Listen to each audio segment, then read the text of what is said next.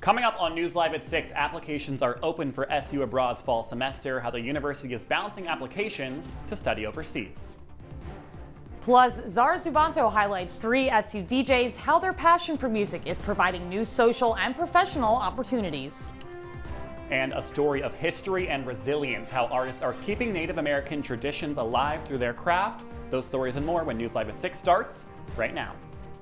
This is CitrusTV News Live at 6, your campus news leader. One suspect is in custody following an assault at the University Avenue garage. Welcome to News Live at 6. I'm Luke Welch. And I'm Moira Vaughan. The Department of Public Safety says the suspect was inside of a car when the vehicle's owner returned. The two then engaged in a struggle and the victim sustained a cut to their hand. CitrusTV obtained video of the suspect being arrested, who witnesses say was screaming, "I didn't stab him." The university says there is no ongoing threat at this time and an investigation is underway.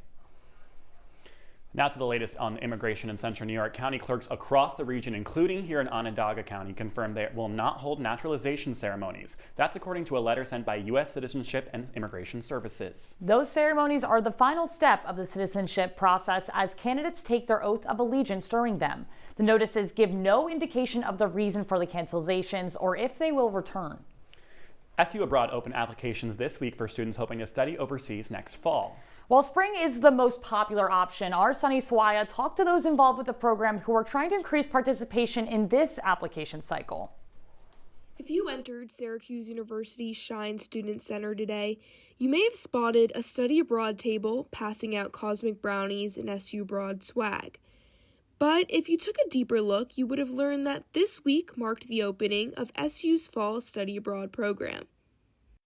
The majority of Syracuse students study abroad in the spring, but the fall has just as much to offer, if not more. Miles Shear, a student who's participated in both fall and spring abroad programs, explains just how special a trip in the fall can be. So I studied abroad my very first semester, freshman year, in Madrid, and that was in the fall.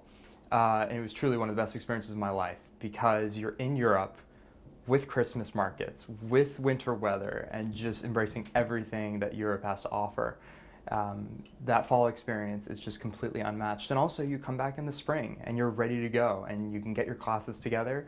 And so it was a really easy transition. The university is hosting initiatives like the tabling and Shine today in hopes of promoting the fall program to more students.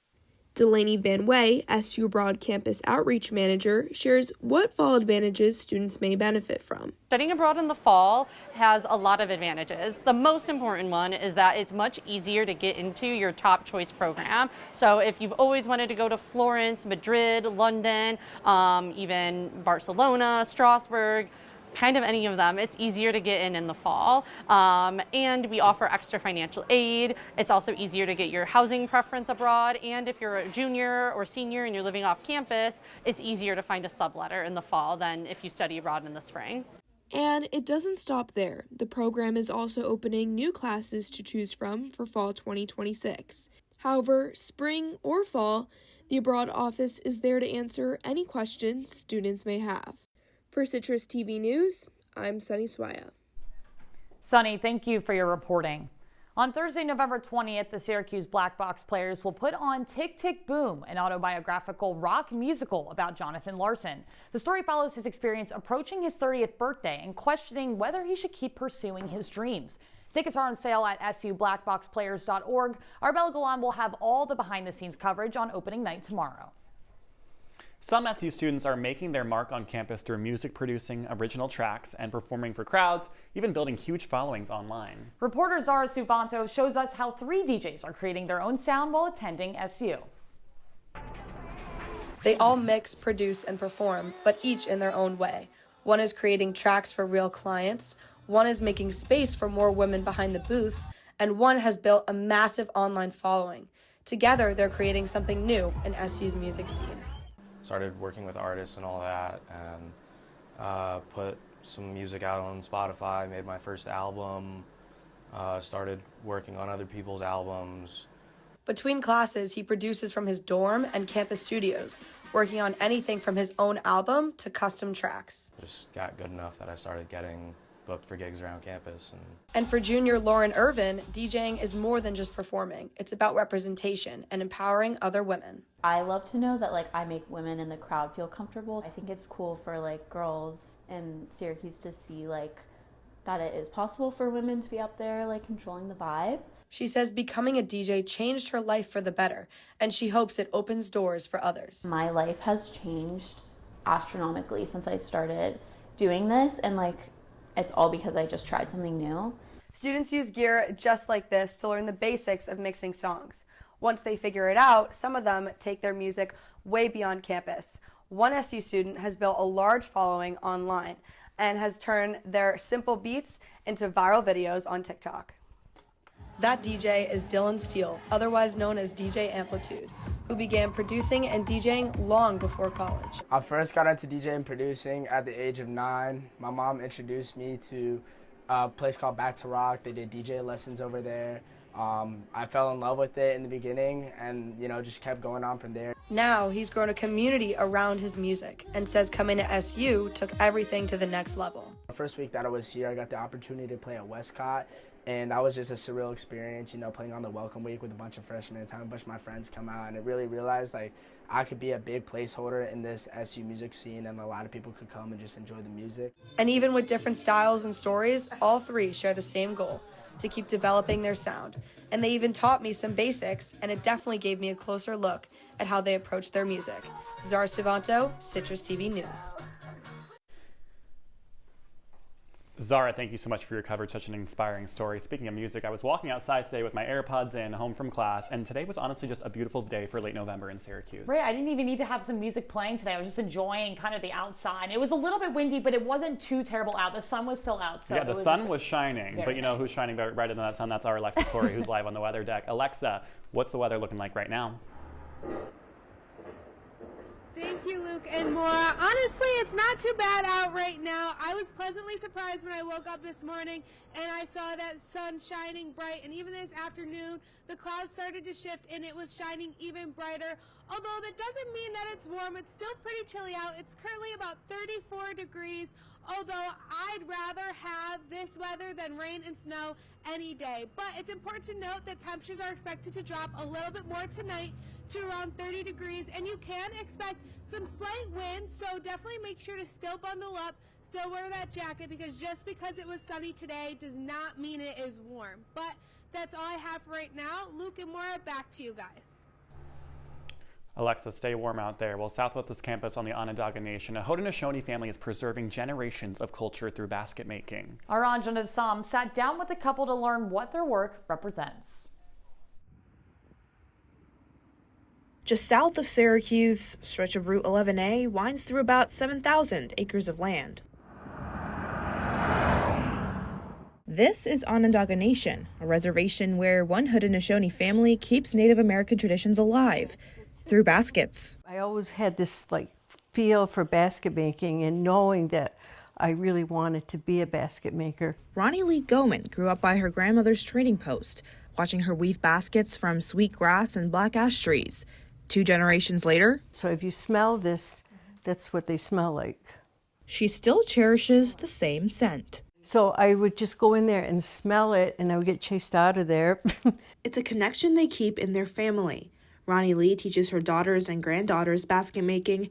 Her husband, Stonehorse, finds his inspiration in them. I think she inspires a lot of stuff I do with the energy the little kids have of things we take for granted. And this is one of them. It's more than family. Their strength and sorrow is embedded in every weave. So if you look at the red represents the missing and murdered Indigenous women, which is at epidemic proportions. There were so many women are gone missing and murdered, and nobody is talking about it. And that's what this is. So it's, we're still here. It's called We're Still Here. So no matter what happens, we're still here. The Goman's work is displayed in museums across New York, most notably the New York State Museum in Albany. We've taken it from being a little trinket that you buy beside the road, that you, oh, isn't this clever? It's important, and it's not egotistical. it's important that our work was finally recognized. Wow, look at this. This isn't clever anymore. This is fine art. That fine art comes from materials naturally grown on Onondaga land, like this black walnut, which they use for dye.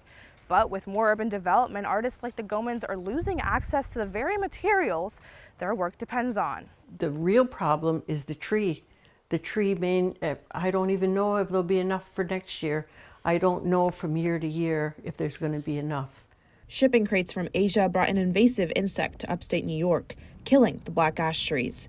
Ronnie Lee says that by teaching her craft to the next generation, she can better advocate for the tree's safety. So I feel like a sense of responsibility to actually make them, to actually teach the basket making. So that's my part.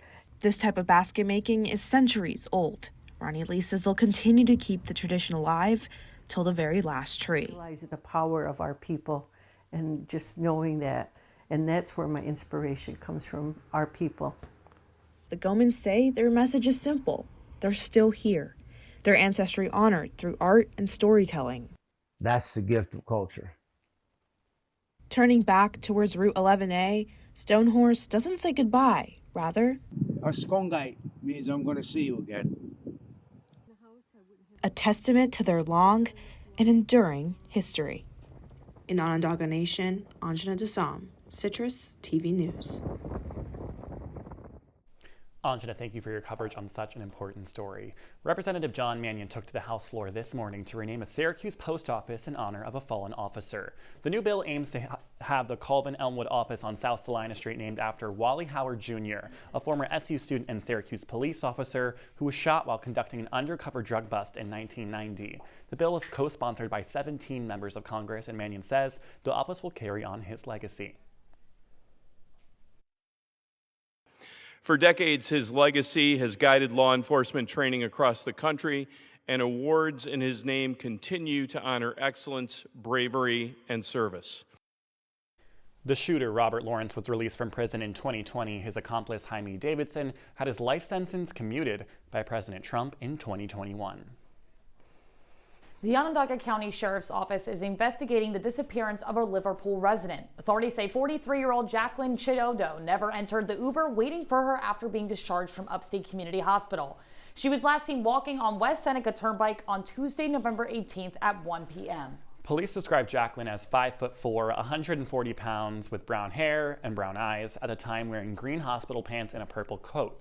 Authorities asked anyone traveling on West Seneca Turnpike at the time to report any suspicious activity. Well, still ahead on News Live at 6, new numbers on the U.S. trade deficit reveal a major drop. Hear how much next. Plus, a Taco Bell with a unique twist opens in Manlius. Our Drew Matiasic will be there live when your campus news leader continues. When I was in foster care, I never knew when I would have to move. So I always had my suitcase ready to go. Then one day I was adopted. My new parents opened their hearts and home to me. My parents cook my favorite breakfast for me every morning. My parents take me on trips I never thought I would go on.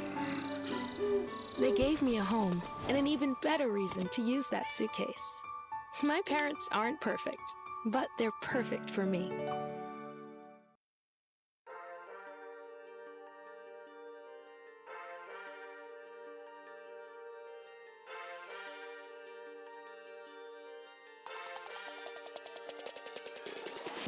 Welcome back to this week's episode of the Sideline Squeeze. I'm Victoria Daly. And I'm Lindsay Aarons. Jumping right into Thursday night football, the Commanders took on the Eagles last night, 3-0 the last 3 games. Virginia Tech is coming to the Dome tomorrow. Fran Brown has just totally changed the culture of Syracuse football for the better.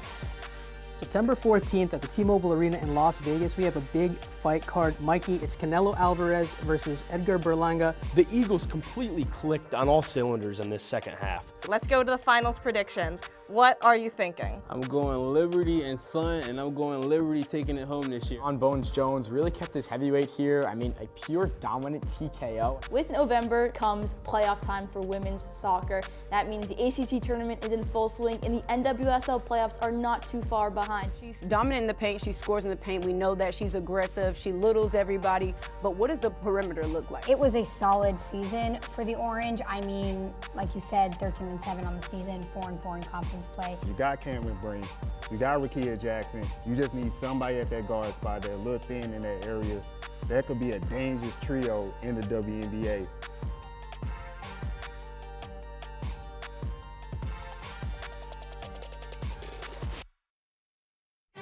You're watching Citrus TV News Live at 6 with Luke Welch, Moira Vaughan, and Alexa Korrie. And now, your campus news leader continues. Welcome back to News Live at 6. For years now, a push by survivors of sex offender Jeffrey Epstein. The Senate has passed a bill forcing the Department of Justice to release all files related to the billionaire.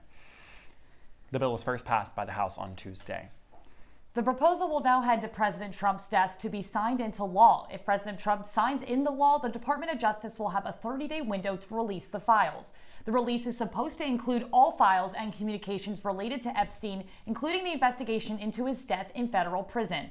Redactions will only be allowed for names of victims or ongoing investigations. Following the close vote to end the government shutdown, the U.S. Census Bureau and the Bureau of Economic Analysis have officially announced that the United States trade deficit fell nearly 24% in August of this year. The significant tariffs targeting foreign goods and services are the main cause of this, creating a 5% drop in imports. Despite this, the trade deficit is still up 25% from last year. Well, to the latest in the Trump administration's immigration crackdown, just hours ago, a federal judge initiated an investigation of the president's staff for failing to turn planes around carrying Venezuelan migrants to El Salvador in March. Judge James Boasberg says the plane Trump accused of being filled with gang members was supposed to land in the U.S., but DHS diverted the plane to El Salvador, where the migrants were then detained in prison. Tune into Citrus TV tomorrow at 8 p.m. for the first edition of Citrus TV Investigates, where we recap how the administration's mass deportations are affecting Central New York. And I'll have your 5-day weather forecast and more after the break. Stick with us.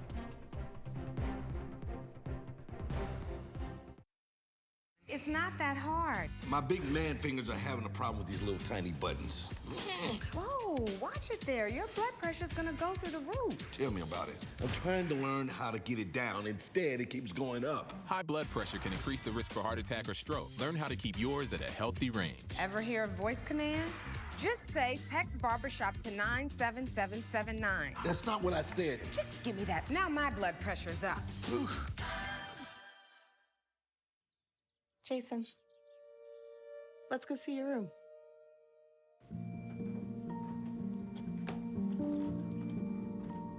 What do you think? We kept it a little spare, so you can decorate it how you like.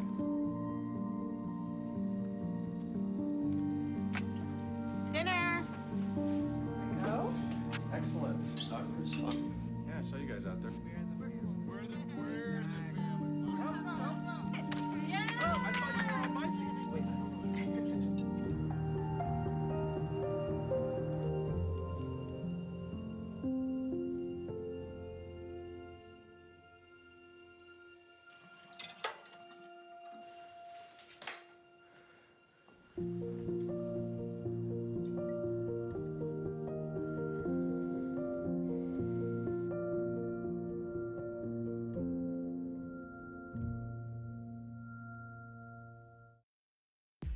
From the Citrus TV Weather Center, this is SU's most accurate weather forecast. Welcome back, and now for your 5-day weather forecast. As you can tell, this week is looking a lot better than last week. Taking a look Thursday, it's going to be partly cloudy, although a high of 46. It's going to be nice to see that sunshine. Friday, we are experiencing some high winds, so definitely might want to bundle up a little bit more than still a high of 50 though. And Saturday, partly cloudy skies, but we're sticking with the high winds, but then Sunday still high of 47, so it's going to be nice. We're going to see some sun, and it's going to be a nice weekend to travel home for Thanksgiving break if you're going home. And so I kind of wanted to bring Thanksgiving to Wednesday news. So here's a look at all of our favorites. So a lot of people like to have cranberries and some rolls, and then mashed potatoes, stuffing, bread, and then you can't go without the dessert of the pumpkin and apple pie. So definitely, if you need any ideas or plans to make food for Thanksgiving, you can take some of our recommendations because it'll be pretty good. But that's all I have for now. Luke and Moira, back to you guys. You're getting me hungry there. So let's head over to Manlius now, where a Taco Bell cantina is celebrating their opening day. Citrus TV's Drew Matiasik is live outside the grand opening. Drew, what's different about this location? Thanks, guys. It's grown great over here for the grand opening of Taco Bell's new Cantina location here in Manly. So what's the difference between Taco Bell and the Taco Bell Cantina? Well, there's only about 50 to 60 of these Cantina locations across the country. They just came to Syracuse today. They sell alcohol and they have live events. So if you're 21 plus, you want to have a great night out, you can come to Taco Bell. You can get a beer, you can get sangria or wine, whatever you want, and get your Taco Bell quesadilla or tacos or whatever you may want. They're open till 2 a.m. during the week, 3 a.m. on the weekends, but there's only 2 stipulations. Number 1, you cannot walk out of the Taco Bell with your alcoholic beverages. You must stay inside the Taco Bell because you can't have an open container outside. And number 2, you can't go through the drive-thru and order alcoholic beverages through the drive-thru. But if you go inside, you can get whatever you want to add on to your late night snack, which I think me and Jude are about to do right now, Luke and Moira. Fun fact, at every home game, Syracuse basketball fans get a free Taco Bell. Score more than 70 points. And in last night's game against Monmouth, the SU faithful did indeed get a free taco, but they also got something they didn't expect, a close basketball game. How it all went down right after this.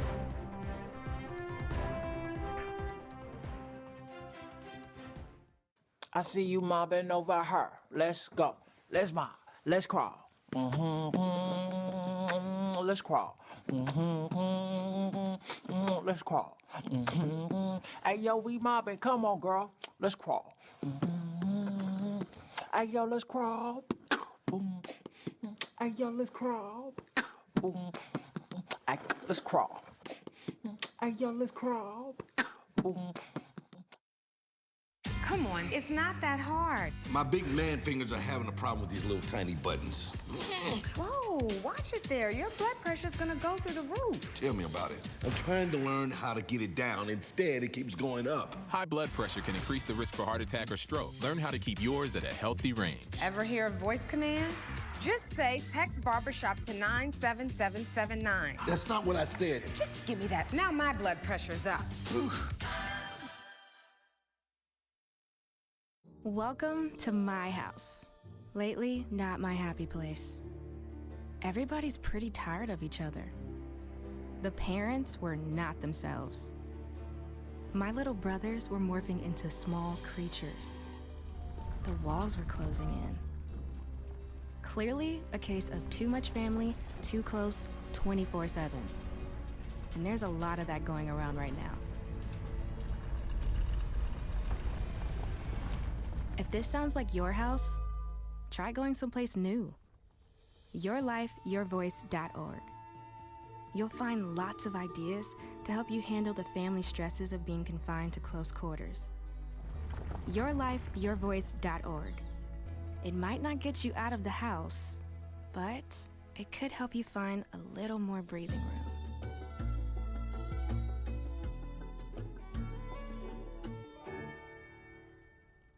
And now, your Citrus TV Sports Report.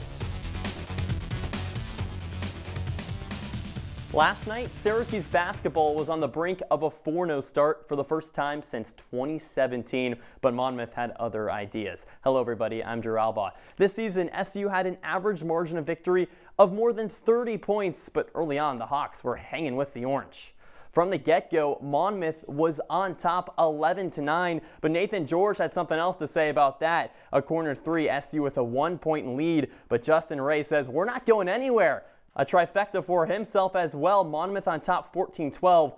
Ray finished with 4 threes on the night, But he also finished with a few turnovers. One there, Sadiq White with the big slam ties it up at 14 apiece. Then it's J.J. Starling into the paint, finishes strong, gives Syracuse a 25-22 lead. That's his first bucket in orange this entire season. Justin Ray in the second half from a different zip code ties it up at 39 apiece. Ray finished with a career-high 25 points.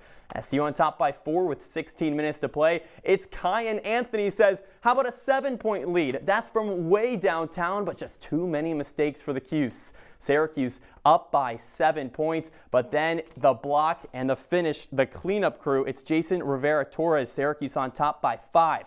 Nate Kings makes it a 3-pointer, 49-41. Cuse on top with 15 minutes to play.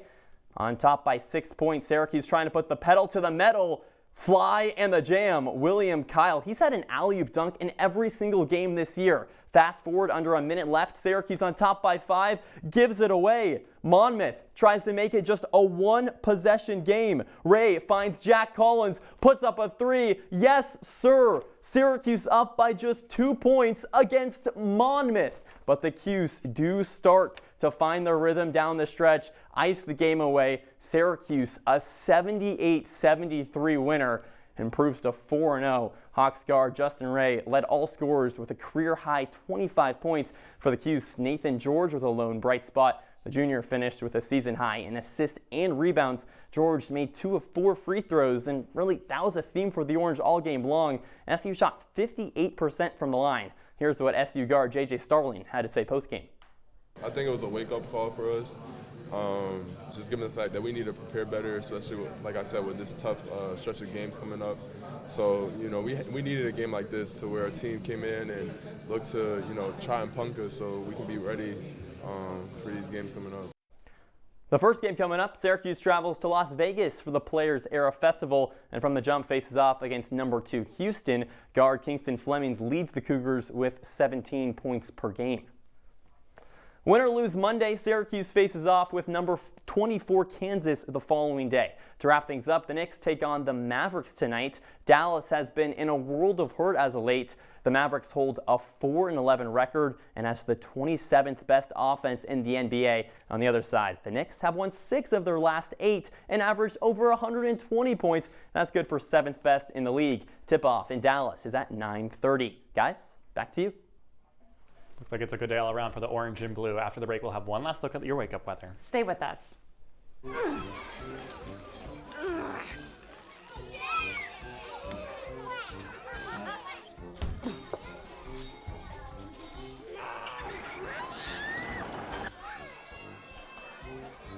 If you love them enough to crawl into a play place to get them to come down,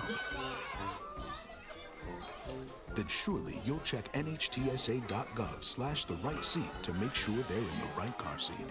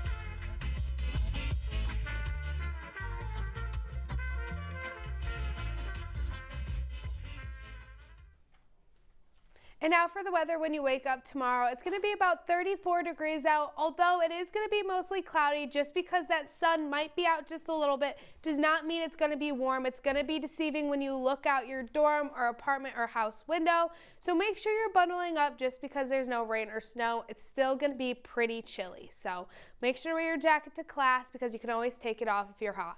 But that's all I have for today. Luke and Moira, back to you guys. Alexa, thank you so much. All right, I have a question for everybody. Do you make your sandwiches with your leftover turkey after Thanksgiving? Well, I certainly do. Well, then you're in luck. Today, Heinz is releasing a sauce for just that. The brand is launching its new condiment called Leftover Gravy in a squeeze bottle. The gravy is inspired by the 90s sitcom Friends. Many fans may remember the episode called The One with Ross's Sandwich. You can order a 12-ounce bottle of the new sauce on Walmart.com. Now, Moira, I'm a huge gravy lover on Thanksgiving Day. I love it on my mashed potatoes. I love it on my turkey. I don't know how much I'd love it coming out of a bottle. I have to say something, and no one's gonna like it. I don't like gravy. Oh, now that's a crime. Now guys, that is a crime. This is a crime. I put ketchup on my mashed potatoes, and it's bad. I know. And just because of that, we're gonna have to end the show. That's Citrus TV News Live at 6 for this Wednesday. Don't forget, you can follow us on X and Instagram at Citrus TV News. Now, for the entire Citrus TV News team, I'm Moira Vaughan. And I'm Luke Welch. Have a great night, Syracuse.